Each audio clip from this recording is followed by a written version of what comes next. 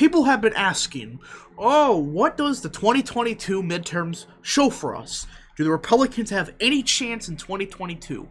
And the simple answer is this.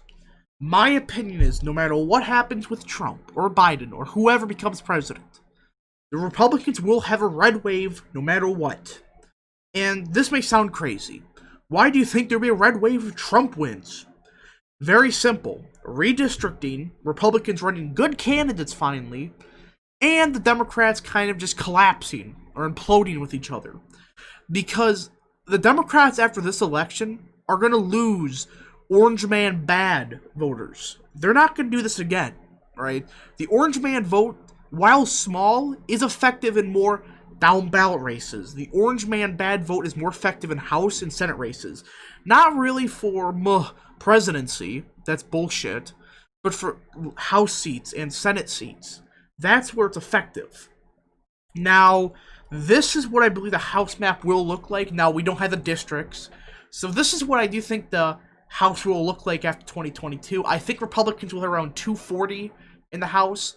The biggest thing is making gains in Texas, not really Georgia, but Florida, Arizona to an extent, and even picking up a seat in New Hampshire, which I do think will happen now. It's going to be more a moderate Republican. Not really a neocon, because I do think that brand is dead, but more of those, like, more socially center-right, more social, economically right-wing part of the party. So, yeah. The main reason for this is redistricting, is showing that Republicans will gain a House seat. A likely to safe Republican seat, especially with both state legislators being Republican by wide margins. So it's going to be a district that's Republican and a district that's Democrat. But other than that, you may see some surprises. Minnesota, for example. Well, you have a split state legislator there. And quite frankly, the Democrats are screwed when you look at the population trends, you look at the districts themselves right now. They're kind of in a pickle. They really can't take away one of the rural seats, because those districts surprisingly haven't been losing the biggest population. They're most likely going to have to take one of the more they're Democrat seats. So it's kind of a lose-lose situation in Minnesota. I think Republicans will gain that House seat pretty easily. As for Wisconsin, I do think Ron Kind is gone no matter what. He won on a fluke. He was running against one of the worst candidates Republicans could win.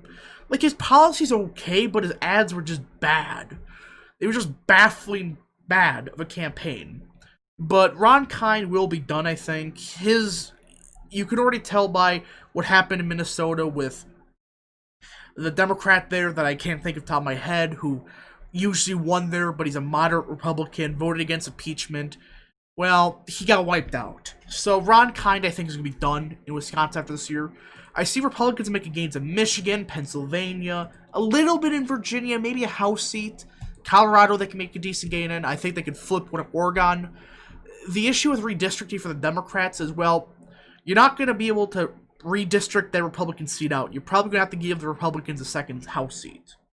So this is what I do believe the House would look like after the 2022 election, especially after if Trump somehow does end up losing in the Congress. But this is, I think, no matter what, Republicans will take back the House. The Democrats, their only saving grace is healthcare, but you really can't do that when you start running against candidates or Republicans that actually have good healthcare policies. Like Rand Paul, for example, a libertarian spin on healthcare.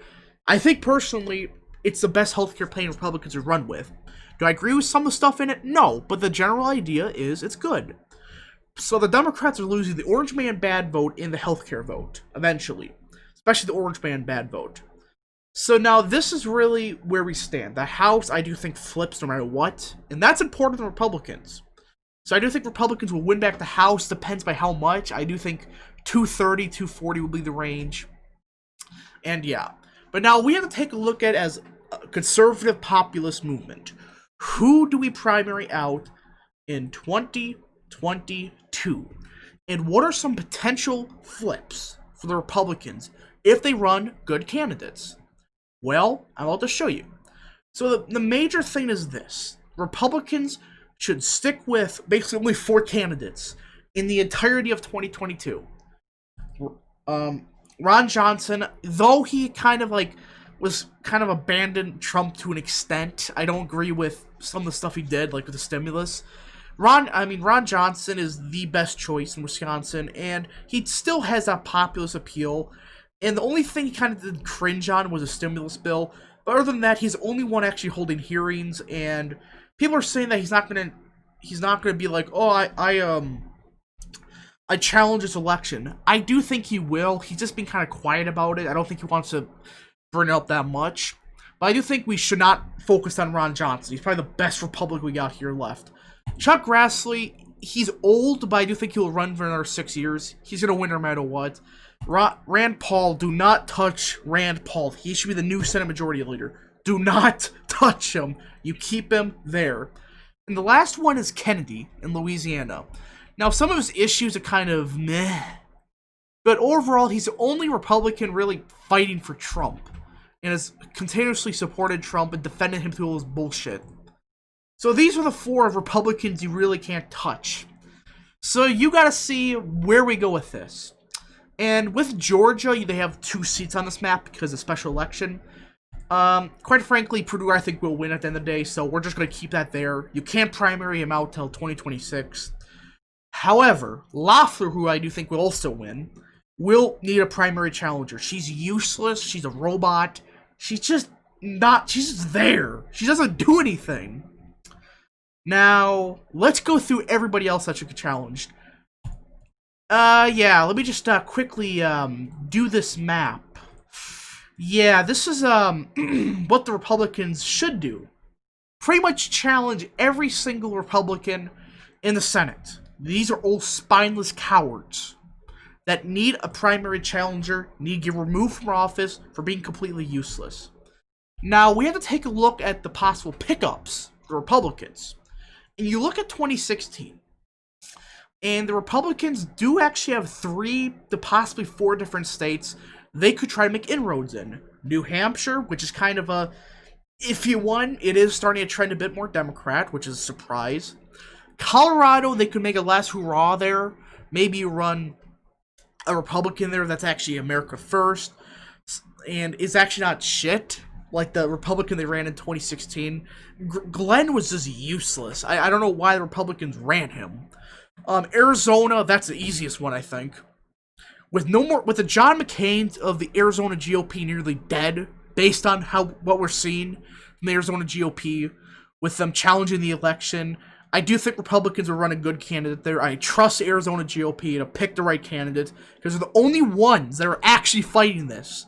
The party of John McCain is the only ones fighting for Trump, other than a few others here and there across the nation.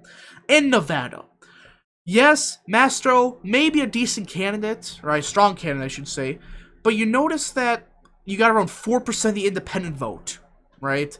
And she only won by less than 2.5%. So there's a chance that she won on a fluke. She won because all the other independents sucked up votes from Republicans. So these are the 3 states, or 4, that Republicans could make a gain on, alright? But I wouldn't focus on Colorado at all, right? And the rest of these states, if the Democrat would shoot somebody on live television, they're going to win no matter what. Maybe Illinois, not really, but it is, you had Mark Kirk running, so maybe you can make it within maybe 15, maybe get it to under 10, but you're not going to see it go Republican. So yeah, these are what Republicans should focus on. Pretty much every single state, and focus on 4 Democrat states. You gotta run real candidates. Now, what would the map look like if the Republicans ran real candidates? Well, I'll show you. So, the safe Republican states is Utah, Idaho, the Dakotas. All of this is safe no matter what. Again, you could shoot somebody on live television, and they would vote for you. And Purdue's not running, so it's safe. Alaska could be within 10, but I highly doubt it. And Iowa would be safe. I think Grassley will run again. And yeah, these are all the safe Republican seats for the Democrats: California, Oregon, Washington, Illinois, Hawaii, and of course the Northeast and New York. So these are kind of the semi-competitive to competitive Republican races, or Senate races. And let's go state by state. Nevada is a state where I think with Republicans making better and better inroads with Latinos. And if you run somebody that's actually a good candidate, that's a state that could flip. Now again, you have to run a good candidate. You can't run some schmuck from Las Vegas that wants a late-term abortion. You just can't. That's one of those states where you cannot do that. If you run a real conservative populist that appeals more to the Latino voters, right? But not being woke, that's a state that would instantly flip for the Republican Party. Same deal with Arizona. You're hearing rumblings of Paul Gosar running, who's one of the best representatives left in America. And Arizona has a chance to flip back to Republicans. I do think that Republicans would win back this seat. Whether it's Doug Ducey, the traitor, running, or if it's Paul Gosar, it's a state where I think if Republicans continue to improve with Latinos, who I think would continue to trend Republican, Arizona would flip the Republicans. Now, Colorado is a state where you could maybe, if you run like the best possible candidate, you could get it within 5, but it's one of those situations where I don't think Bennett would lose, barring just he collapses somehow. Highly doubt it, but I do think that Bennett would win, probably by 3 or 4 at the very worst, maybe 2. Now, for Wisconsin, I do think this is a state where Ron Johnson will win by probably 4 again. People that live here, they actually like Ron Johnson, not as much as they, for some odd reason, like the other clown senator from here. But he's actually fairly liked, and he's one of the last Republicans that could really appeal to like Waukesha, Ozaki, Washington County, while also doing pretty decent in the driftless area like Richland, Crawford, and Vernon. But at this point, this may be Republican stronghold at this point. So he would just have to do okay in Waukesha. So I think that's Republican no matter what. Ohio is likely. This is nonsense that it's going to trend 20 points Democrat or something like that. It may be within 10 because we want to get rid of Rob Portman. But Republicans would still win it by a decent margin. Now, for Pennsylvania, that's one of the seats where you hear that the Republicans want to run, like Doug Mastriano, the guy that actually started the election hearings. I highly doubt that he would run, and plus, the Democrats, I think, were going to flip Pennsylvania. Barring the Republicans run a really good candidate, I don't see it happening. In North Carolina, thank God that Richard Burr is gone, right? So I think that's a seat where you win by probably by 2 or 3. Burr usually won it by 5 or 6. So it's not really insane to say Republicans do a little bit worse, because they're going to do a little bit worse, especially in the Wake area, like where Raleigh is, Guilford County, Cumberland County, and Mecklenburg, but at the same time do a lot better where a lot of the blue-collar working-class people are, in this northeastern part of the state. So it kind of cancels out to an extent. Now, for Georgia Senate, I think that'll be tilt Republican no matter what. That's just going to be a down the wire. That may be the most competitive Senate seat here. As for Florida, if Marco Rubio is gone, you probably see go Republican by a lean margin, borderline likely. Rubio won it by 8 last time. Highly doubt it's going to start trending back Democrat anytime soon. Especially for the fact that Republicans have pretty much made Florida the new Texas to an extent. The new stronghold of the South for Republicans. Like, there's basically the only place that Democrats do a little bit better in is Duval and Hillsborough to an extent. Like, they're even starting to do worse in Orlando, where Orange County is. They're going to start doing significantly worse in Miami-Dade, Palm Beach, Broward. It's just not going to go well with the Democrats. And New Hampshire, you hear things about Chris Sununu running. I don't think he would. But if he did run, he would win. But in the state of New Hampshire, I think at this point, it's one of those states where you kind of should just start ignoring. It's a trendy Democrat state. You got a lot of those Bostonites that moved up north to New Hampshire, and they're making the state swing heavily Democrat. And this is my, I guess, second Senate prediction for 2022. Here's my House prediction. Republicans will retain the Senate no matter what I do think. And the Republicans will win the House no matter what. It's a red wave year, I believe. How big it is comes down to what happened in Congress, and yes. Anyways, guys, I hope you guys enjoyed this video. If you guys did, hit the like button down below. Subscribe, share with your friends, hit that little bell, and yes, Follow me on Twitter, join the Discord, and also click that join button down below. You know, you get the cool perks for it. And yes, thank you guys for watching, and we'll see you guys in the next video. Goodbye.